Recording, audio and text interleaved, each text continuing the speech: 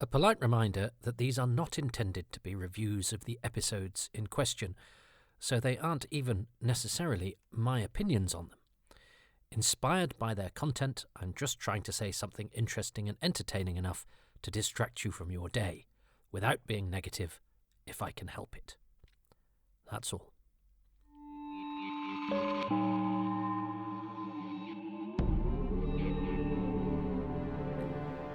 Welcome to Indefinable Magic, podcast essays inspired by some aspect of a television programme conceived with children in mind that some adults just can't let go of. Written and presented by me, Toby Haydock, 50.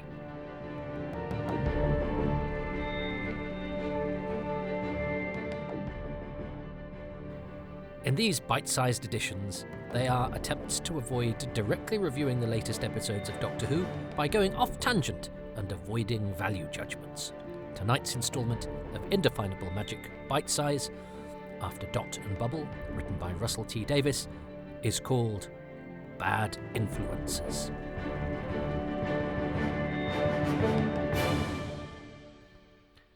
I know I probably shouldn't say this, but I look so cute. There's a short story from 1909 by E.M. Forster called The Machine Stops. It's set largely in a room with a view of the outside world that comes entirely from an all-powerful repository of information and education, the machine. Passive citizens have their lives, education, health treatment, and, of course, friendship interactions dictated and facilitated by this machine. They barely go outside or engage in direct human contact. They have become dependent on the machine. And one day, the machine stops. It's a parable for our times, for the machine stops, an event which throws those who've come to rely on it for everything into chaos, could easily be retitled The Internet's Buggered, or even Facebook's down, although Facebook is for oldsters in it. Insta is outster. TikTok's joined the choir invisible. Twitter's jiggered. This is an X. The internet, and specifically social media, has become a huge influence on how we disseminate, discuss, and even experience Doctor Who. People make their own videos, picture their cosplaying, offer their opinions on the latest episodes, and of course, they yell at each other. The way we express not just our opinions on Doctor Who, but ourselves now, is something we carefully stage manage through our various platforms. Like Lindy Pepperbean, people on social media state the provenance of their clothes. If they're celebs, they've sometimes been sponsored to do so, and sponsorship is worth a lot, and even describe where and how ethically they are sourced. This is, so important to me? Yeah, sod sponsorship. Virtuousness is priceless. And sometimes people just put up photos of themselves with a new haircut. Oh, you look so beautiful. Or even just a vague piece of sadness to elicit sympathy without directly asking for it. You okay, hun? Because they need some kind of human contact. Yet when we live through our screens, it's no surprise some people have never been hugged. Russell T Davies obviously has social media in his sights in Dot and Bubble, and Doctor Who has an interesting relationship with social media. Many of its higher-profile players have chosen not to engage or have ceased engagement with it, for various reasons which will become obvious to anyone who spent more than 5 minutes on Twitter, or X, or, if you're a real Doctor Who nerk, the Ark. That's a very niche joke, that. Go on, post a gif of someone raising their eyebrows and sighing, usually the Brigadier. Well, X is a bit of a jungle. But look, I hate social media. I hate it so much, I'm only on Facebook and Twitter and Instagram, and I need to check them all at least every 5 minutes just to see how awful it's being. It's the first thing I do in the morning and the last thing I do at night. I know it's bad for me, but, I might miss something. Dot and Bubble depicts social media interaction with the vacuousness turned up to 11. Those beautiful pastel shades, the fatuousness that passes for interaction, the superficial exchanges. Isn't chapping a funny word? The literal echo chamber the gaudy young folks preen in is a gloriously exaggerated Barbie world of plastic smiles and facsimile friendships. Even the nicest character, Ricky September, and I heart Ricky September, is a hero in primary colours with the vaguely childish speech patterns and slightly infantile body language that all the fine-timers have. As a grumpy oldster, I rather enjoyed the satirical, perky language the youngsters are given, and their depiction as trivial, barely competent narcissists. Sorry, young people. Well, sorry, not sorry. It was like the anti-Barbie, the Mirror Universe Barbie, the Black Mirror Universe Barbie with a bubblegum aesthetic. Ah, bubble gum, which, as we know, is brightly coloured, sickly sweet, but ultimately empty. And the extraordinary thing about the internet, its central paradox, is that for the first time ever, we have everyone and all the entertainment and information possible at our fingertips. And yet we're in danger of knowing less and interacting with a narrower range of people than ever before. Now that we curate our entertainment, our news, and even our friends, and we swipe right, or is it left, I don't know, on anything we don't like the look of, we don't encounter untempting things that we might end up loving, nor do we learn to rub along with people that fate has flung us together with, who we may have different views from and who might have different ideas and experiences from us. And we can say things to people under a cloak of anonymity, which always brings out the worst in anybody. The only thing worse than the cheery facade people put on when they can be seen is the utter frightfulness they display when they know that they can't. It's especially bad when it's done under some cowardly nom de plume. We Doctor Who fans all know about that. We know that behind every Leon Ney Tai there's just an Anthony Ainley talking crap and behaving in a way most people have grown out of these days. One of the things about the communication in Dot and Bubble is that at least it is in person, face to face. No false handles here. They can see each other's facial expressions, which, of course, leads to gaudily presented, exaggerated physiognomies, a simulacrum of happiness crayoned onto a bland avatar of humanity. This visibility, though, removes some of the issues of today's communication. The written word on Facebook and Twitter, it's Twitter, okay, not X, I still call them opal fruits and marathons too, is hampered by its lack of nuance, and so something as simple as sarcasm can be missed unless one puts an upside-down smiley face next to one's joke, which kind of ruins how sarcasm works. That said, one of my very first goes at the internet was me not reading a joke. An early tweet of mine was to retweet something about Kanye West doing something daft, with me adding, "God, what an idiot." The problem was, I was reposting satire. Kanye West hadn't actually said or done that particular nonsense thing. When someone pointed this out, did I go, "Oh yeah, daft me, suckered. Nice joke though." Nope. I doubled down. I went, "Yeah, I know. Nice joke, huh? I was just joining in." Reader, I wasn't joining in. I just didn't want to appear stupid. I'd rather lie than be embarrassed. So yeah, much as we might like to think otherwise, social media isn't just hell because other people. I think we all know that we're a little bit complicit in its malignancy. And as much as I like to think I'm immune to its darker side, I know that in the past I've used the internet to vent. Nowadays, I try to do that ruefully at least, to turn any genuine anger into humour. But that doesn't always translate, and sometimes people take me seriously. And then I have to go to great pains, which takes up time and ruins my day, to point out in the comments underneath my rueful joke that I'm a comedian and perhaps I didn't actually mean what I said and that I might have been exaggerating for comic effect, and then immediately regret it because the worst thing a comedian should find themselves having to do on the internet is to point out that they're a comedian. It should be obvious. And if it's not obvious, then I think the form is to employ an emoji to indicate #joke. I just typed in rueful emoji, actually, and the closest it came up with was a smirking one, which, it says here, suggests smugness, self-confidence, self-indulgence, mischief, cheeky humour, and general satisfaction. None of which is rueful! Which is why I hate the modern world. A comedian friend, by the way, if anyone comments underneath their jokes, either offering an alternative to that joke, which people do, or trying to join in with that joke by making a different, worse joke, well, they just block that person. I wish I was that ruthless. Devil face emoji.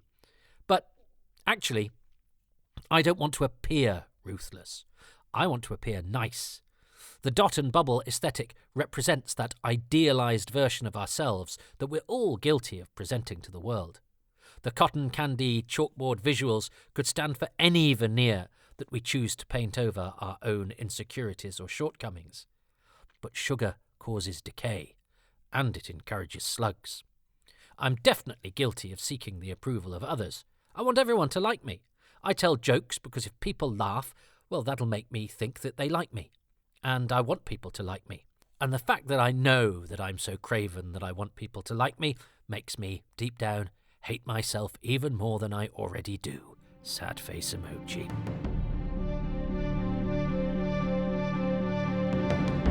The problem, of course, is that some people make themselves feel good at the expense of others.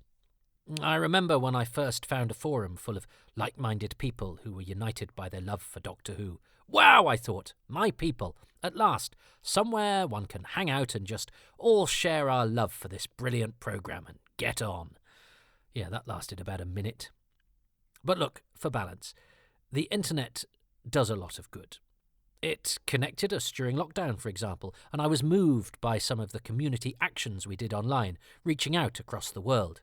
The Emily Cook organised tweet-alongs were genuinely heartwarming, so much so that surely nobody would have a problem with their... Oh. Of course, the problem with reaching everybody is that everybody includes people for whom directed unpleasantness is their catharsis. I don't really put politics on the internet anymore. I mean, I'm really interested in politics, but by God, it's tedious discussing it online. I mean, I once did a Doctor Who Donald Trump joke, capitalising upon him winning the election and the animated Power of the Daleks coming out on DVD at the same time, I think. I posted something about people trusting a clearly malevolent creature in their midst that really actually hated them and would end up destroying them all, even though it pretended to be on their side. I hadn't thought it the greatest joke in the world, but, you know, how often does one get to do a gag about current affairs that serendipitously ties in with a 1966 Doctor Who story? So I thought I'd put it out there for fun. Well, didn't half piss off some guy who made sure he made a stink as he left my Facebook. I'd like to say that the things he said to me didn't hurt, but they did, even though I didn't know him and he seemed pretty ghastly. And logic told me, hang on, he'd chosen to be friends with me. But rejection beats logic. He was only my Facebook friend because I'm pathetic enough to say yes to everyone. Well, I used to say yes to everyone. I've now said yes to too many people, so there's no space left. In fact, I'm in the process of moving my personal Facebook page away from people I don't know and having a professional page just for them. But then, when I went to delete people I don't know from my personal page, it felt like I was murdering them, and I couldn't do it. Maybe I should just do more jokes and they'll leave of their own accord. Smiley face with a suggestion of self-deprecation, if anyone wants to design such a thing. But people being overtly nasty, I can sort of handle, I think. In a way, it's quite easy to dismiss. You know, what a beastly fellow, or someone's having a bad day, or, well, I wouldn't want to know them anyway. In fact, my least favourite social media things are less overtly evil. Like the, and of course not forgetting there's this guy. I write 800 words obituaries for a newspaper. They're stressful. They're done over an intense 24-hour period. They require great economy and difficult structuring. And when they're published, I proudly link to them because I've sweated over them. And yes, I want people to say, my Toby, what a brilliant obituary writer you are, because Daddy wasn't there and Mummy never hugged me. Instead, of course, the first thing that someone usually posts is, yeah, and of course, not forgetting there's the episodes of Doomwatch they were in. Well, yes, of course there is, and no, I wasn't forgetting those, but I only had 800 sodding words. And you know that I know they were in Doomwatch. I found their mother's maiden name and what school they went to in 3 hours flat, for God's sake. What you mean is, of course, you need to show the world that you know. that they were in Doomwatch, and you're using my social media space to do it. Now look, I may be being mean. I just worked flat out on a thing, and I want people to say nice things. I don't want them to show off. But, and God, it sounds petty and trivial when I say it out loud, which is why talking to people is better than typing at them. And I'm definitely being brittle. I've got to confess it. The internet makes me feel brittle. That's why I passively seek reassurance all the time. But that person, the person who's saying, oh, of course not forgetting, they might have just been trying to be helpful, and I've made the worst interpretation of their actions. They might have just been trying to connect with me. Yeah, well, if so, just connect with me by telling me I'm brilliant, please. Make me feel like Ricky September. I'd heart feeling like Ricky September. Aside from the, and of course not forgetting there's this brigade, there's the, I don't like it brigade. Now look, there's nothing wrong with not liking things. But to contribute to a post someone has started on their own page saying, oh, I really like this, by helpfully adding, I don't like it, well, cheers. There's literally anywhere else you could be right now, but you've decided to take the fun out of this one. Perhaps they thought they were being rueful. But even those drear-mongers, and there's also the I think you'll find us too, let's not forget them, not even they are as bad as the internet police. Those who break something, everything, down to its constituent parts to show you how it's bad or, even worse, morally wrong, and that you're evil or rubbish for liking it. I mean, I bet if you posted the wisest words I've ever read, Rudyard Kipling's If, a mantra of everything we'd all be well advised to live by, it wouldn't be long before some killjoy pointed out that its language is actually very gendered, it's addressed to a young man and phrased accordingly, or that Kipling was problematic. Well, maybe, but the words, the philosophy, the sentiment of If are not problematic. It's easy and boring to deconstruct anything in order to sneer at it or to dismiss it. But failing to appreciate that wisdom, magic, and beauty are more than a sum of their parts, and they are more than the person who is conveying them, well, I think that's more of a problem. Play the ball, not the player. I don't really care what Kipling's politics may or may not have been. Makes no difference. He's dead, so I ain't going to change him. Nor do I care that you'd phrase the poem differently if you wrote it now. And believe me, the people criticising it wouldn't have had the wit or ability to compose it in the first place anyway. If's exhortations to keep your head, to not deal in lies, to not give in to hating. In fact, the whole thing is a profound and timeless series of good pieces of advice. In fact, the internet police are actually just the I don't like it brigade with a side order of self-righteousness. And I come to the internet for fun, not an unsolicited lecture. And it's a flawed methodology too. No one ever scolded anyone into changing their minds. Drama, though, drama that makes people think, that just sometimes can create change, even if only by provoking the start of a conversation.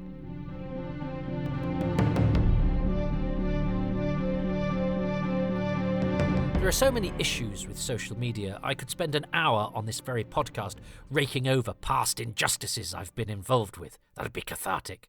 But this is why I don't engage that much, because it's so easy to get consumed by the time-sucking gastropod of social media with its pointless tit-for-tattery and malicious goadings. Instead, I just scroll, looking for satisfaction, i.e. nice people agreeing with me, and fuming at injustice, i.e. somebody getting likes for obvious falsehoods or egregiousness, or giving a low score to the ambassadors of death in a poll.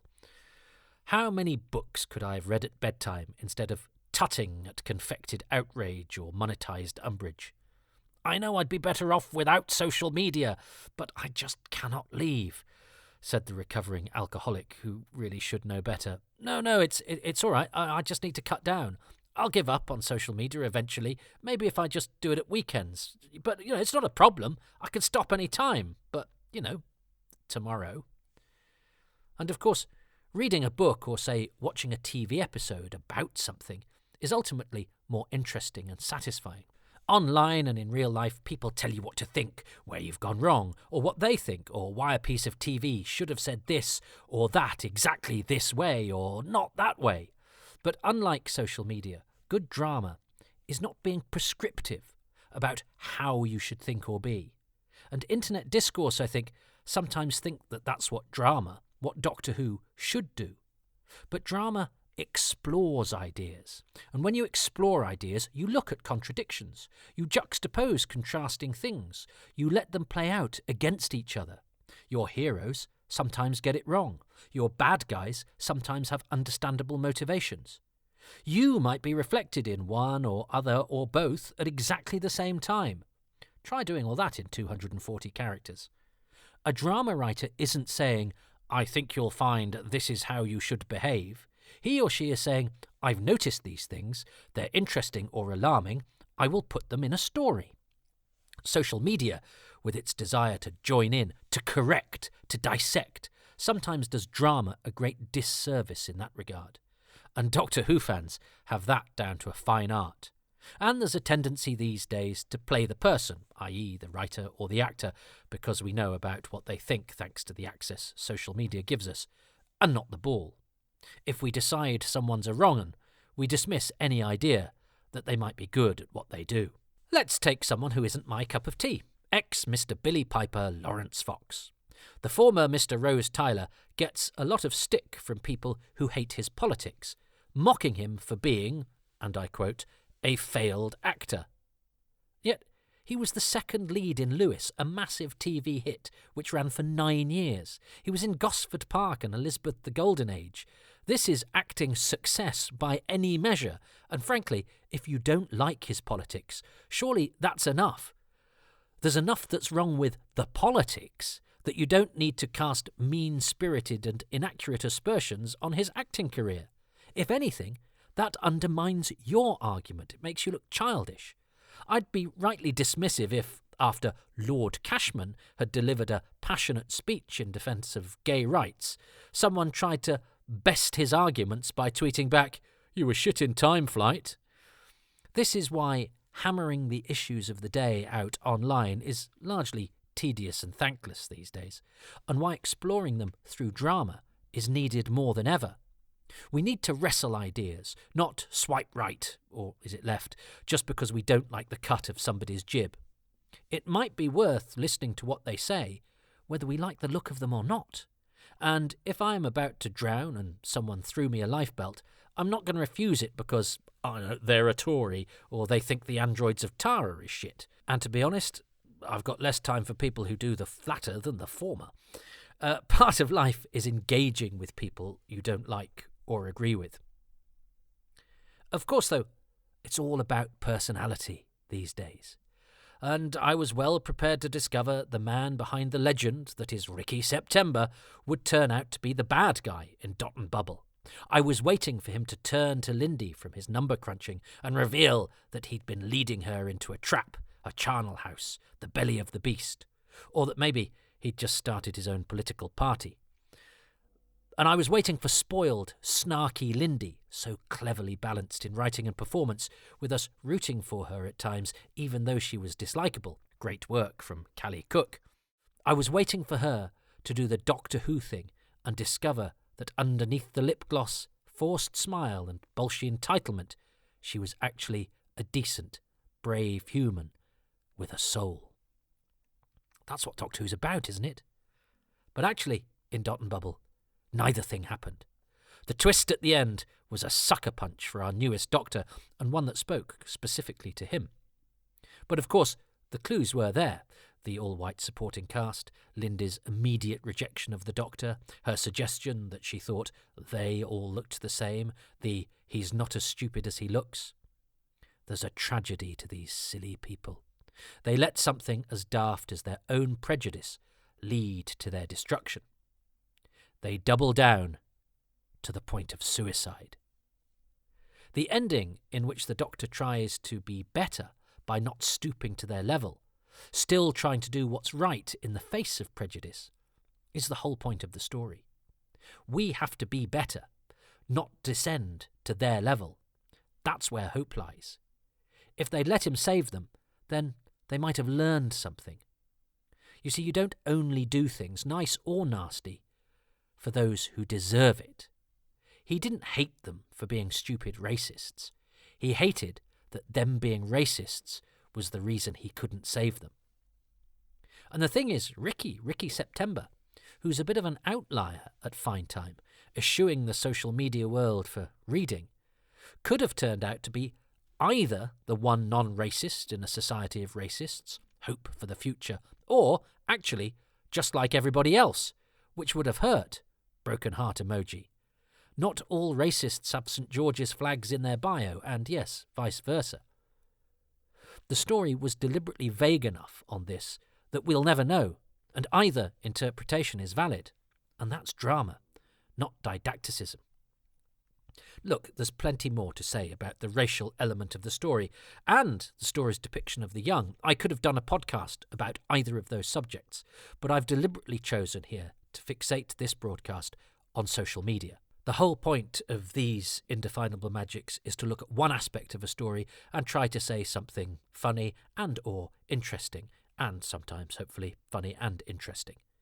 And, of course, social media has featured every kind of reaction to this episode of Doctor Who. It was too woke, said some. It wasn't woke enough. It was right to tackle racism. It was wrong of a white man to write this, and it should have been a writer of colour. It's wrong to have politics in Doctor Who. It should just be escapism, etc., etc.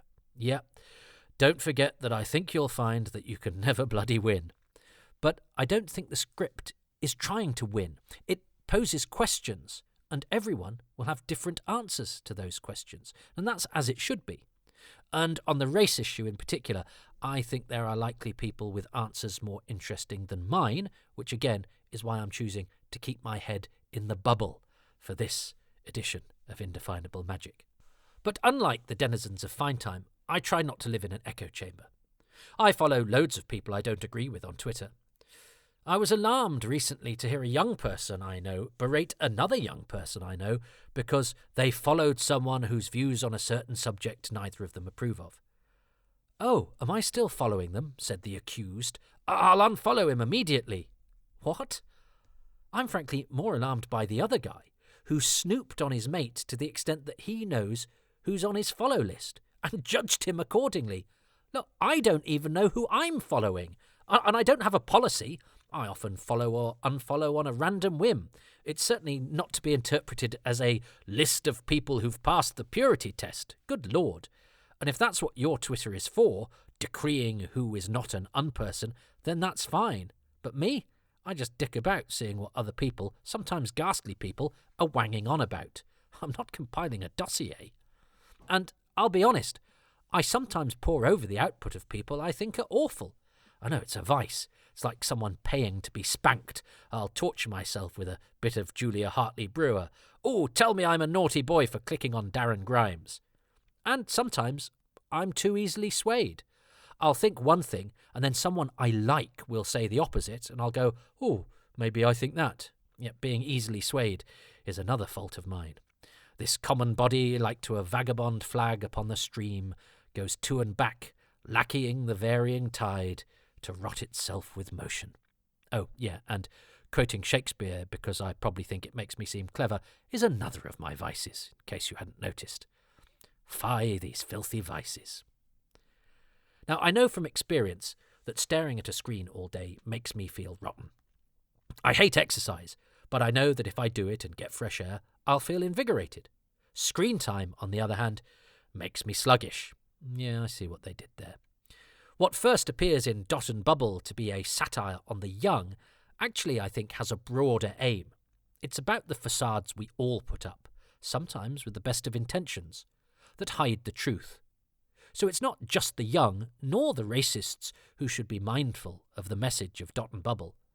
Outward-facing virtuousness, he was so brave, that disguises a cruel vindictiveness, often in the guise of righteousness, is pretty prevalent online too. Indeed, one of the grim things about social media is the cruelty with which people conduct their discourse. If, for whatever reason, we don't like someone, their work, their politics, the knowing tone in their voice when they hit a punchline or make a reference to an obscure character actor or just appear on every bloody Blu-ray release and sometimes quote Shakespeare, we want to bring them down to size, especially if we think they can take it. Nobody really likes to think they're punching down. Even overt racists tend not to pick on the race they discriminate against because they think their victims are poor unfortunates. They think there's too many of them, or that they get an easy ride, or that they have an easy life thanks to money made by their hard work, or even, terrifyingly, they think it's because they're not like us, because they're animals. The basic drive being, I can treat them like this because they won't feel the way that I do when I get hurt. And we do that to people we think are privileged as well. That person's on the telly. I can be mean to them. Their life looks fine. The distance the screen gives us finds us resorting to school kid riposts so quickly. The young folk in Dot and Bubble aren't the only people online who behave and feel like they do. Dot and Bubble is pointing a mirror at us all. Kindness isn't much of a currency on the internet. That's why the algorithm throws me spats more than it does the things I really like, which is footage of dogs being reunited with their owners after 6 months, or sloths turning back to say thank you for being helped across the road, or Hackatee dog making Lauren laugh. Innocent pleasures for innocent men. No, look, street fight! Oh.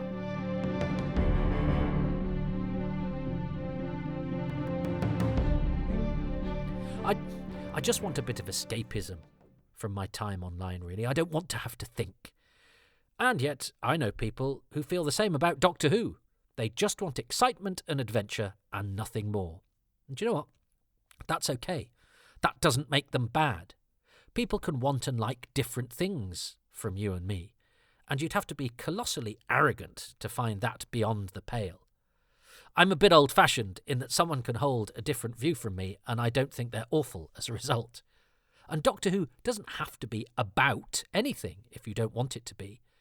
It can just be an escape from the real world into an adventure in the company of fun people.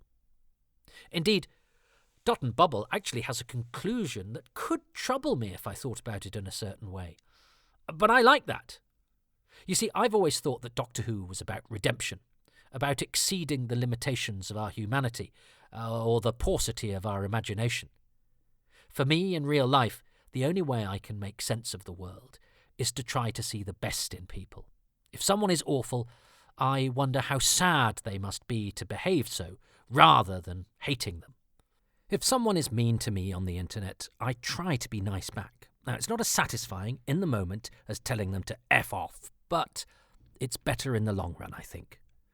I shouldn't waste energy on petty arguments with strangers at the expense of real interaction with people I love, work with, live by. And I try to convince myself that the trolls and the shysters are just people working through their own troubles. It's hard, but I try to sympathise. Dot and Bubble challenges that idea, though, interestingly. It says, in the end, some people are beyond redemption. It does so in order to hammer home the important point that the script is trying to make about racism. But this is the thing about good acting. It is just possible to read in Callie Cook's excellent layered performance as Lindy that last look she shoots back at the Doctor suggests that deep down she knows. But, she has to double down. People would rather die than be embarrassed. Or it could just be that she's looking at him with contempt because she's an irredeemable bigot. But if it's the latter, well then that does challenge my worldview, my hope that no one is entirely evil, no one is beyond saving. The beautiful thing about performance, of course, is that, unlike a tweet, it has layers and nuance and humanity. And if that is the message of Dot and Bubble, that some people are beyond redemption, then, well, I'm not angry about that, even though it's not what I want my worldview to be. And of course, it'd be perfectly understandable for some listeners now to be saying to me, Doctor Who? Redemption? No, it isn't. It's about finding bad monsters, stopping them doing bad things, and then blowing them up. There are some corners of the universe that have bred the most terrible things, things that act against everything we believe in. They must be fought. Doctor Who actually said that once. It's there in black and white, and it's a pretty straightforward mission statement, isn't it? And not one that's about trying to see the good in people/monsters/racists. Drama should challenge us, and if you don't want drama to challenge you, but you want it to simply confirm your worldview, then that's not drama you're after. It's a message on your profile telling you that you're marvellous. Me? I enjoy something that pushes back against my presumptions. If it's in the form of drama or comedy, of course. No, on social media, no, I just use that to plug my stuff and put the odd joke out there. But I don't even bother with the latter much anymore, lest Mr. I think you'll find, or you don't mean, or have you forgotten come along to spoil it. I'm not a politician or someone who needs to be held to account. I'm not Rishi Sunak or Keir Starmer or even Lawrence Fox. I'm not someone who's actually going to have any profound effect on the national discourse. I can't change people's minds. I just try to make things people like, make them happier. And, of course, I try to make them think I'm witty and clever and kind of cute so that they heart me like I heart Ricky September. I'm not like Ricky September, though. Sad face. I've actually really struggled writing this. I've been looking over my shoulder the whole time, trying to anticipate what someone could take in bad faith or misconstrue or criticise it for not being, even though it tried not to be that in the first place. And I've had examples of all of those on my social media in this last week, on the various platforms I inhabit, and it's taken all my strength to resist getting into a back and forth with the perpetrators. Waste of time, waste of energy, stresses me out. And I've come just to escape. One comment, for example, suggested I'm being dishonest with these podcasts, twisting myself into knots, pretending to like something that I actually don't. The accusation, amusingly, being that unless I'm saying what you think, then I must be lying. The player, not the ball again. But there I go. Despite what I've said, despite what I've just laid out, here I am, reacting to comments, failing to live up to my own standards. The catharsis of correction, you see, it forces us to do it. That's a pointless endeavour, as I've just pointed out previously over the past half an hour in far too much detail. Perhaps I should go against the lessons of Dot and Bubble, and perhaps I should actually hide in my own bubble. It feels safer there. The problem is, ignoring the slugs won't stop them from being there. And actually, if I only retreat into a bubble where I only read things that I like, well, then I'm not treating two imposters just the same. And more, we surround ourselves with what we know, what we like, and what doesn't challenge us. And if we do that, all we get is certainty and confirmation bias. And if you're after perfection, well, you might find that it's an empty, dishonest facade.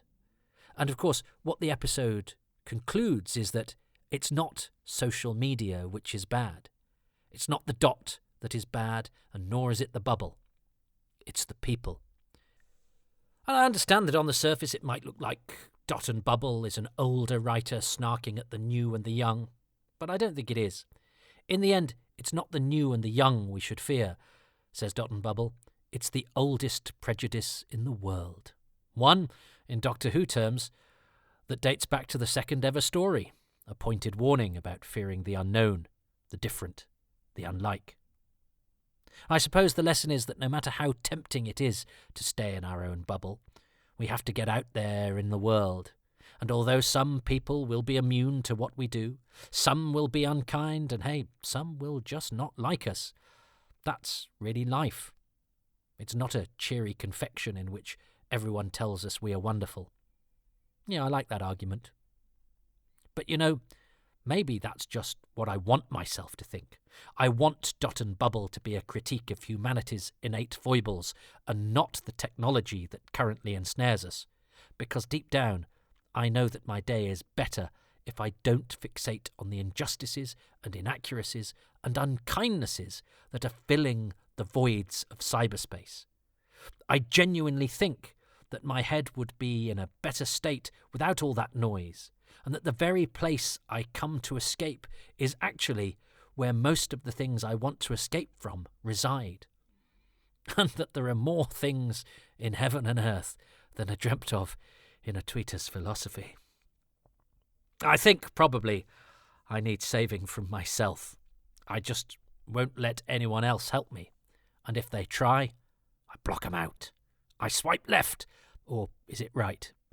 And what I really need to do is what I know deep down is true. That I'm happy if I get exercise, if I get fresh air, if I read a good book, or I talk to a real person.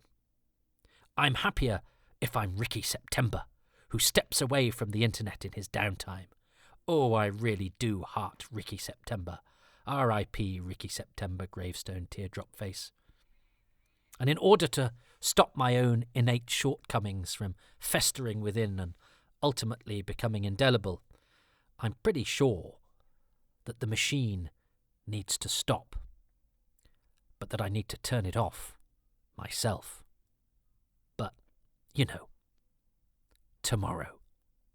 Wink emoji.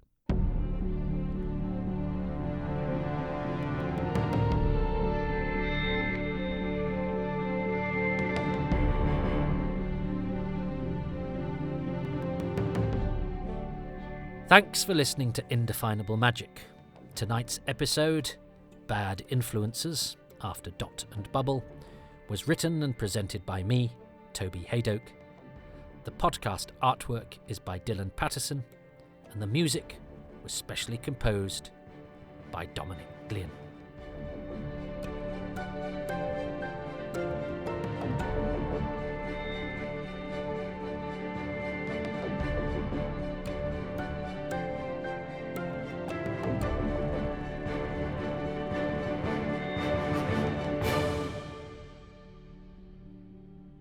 I'd like to thank the patrons who make these podcasts possible, and I'm only going to mention a small number as I've already overrun. So, thanks to Ruben Herfindahl, Peter Burns, James Curray-Smith, Peter Harness, Ronald Hayden, Rob Leonard, Christopher Meredith, Gavin McLean, Richard Straw, Neil Tate, Nick Tedston, and Stephen Moffat.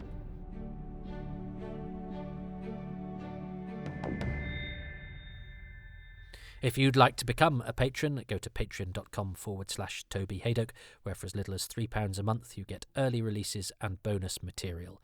You can also support these podcasts on Ko-fi at kofi.com/Toby Haydoke, and please follow my social media at Haydoke Podcasts, at Toby Haydoke. Both of those are on the Arc. And you can also follow me on Instagram, and I have my own Facebook page. Personal one, don't go there, it's full. A professional one, that's where I put my work-related stuff. And also, I'd be grateful if you could give these podcasts 5 stars and a few lines of review anywhere you find them online. If you don't like them and you haven't got anything nice to say, just go somewhere where you do like something and say nice things there instead.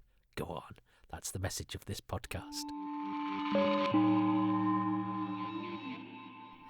I usually do a post-credits bit as well, but to be honest, these were all supposed to be 20 minutes long, and this is double that, so I'm going to stop right now before I become a bad influencer of my own making.